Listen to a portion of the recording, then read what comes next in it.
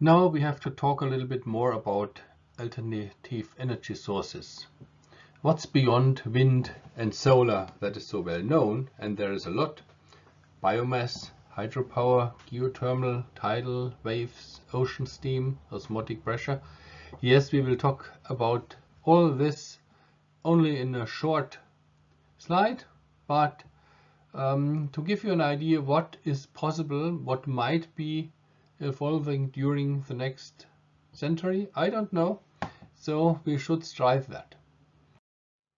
So first we have to look into the possible sources that are here. And so far are, at the baseline, 3 different basic energy sources. The most intensive is the sun.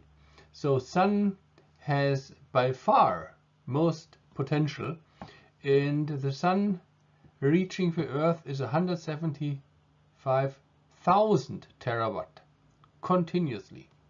So that is far beyond the others.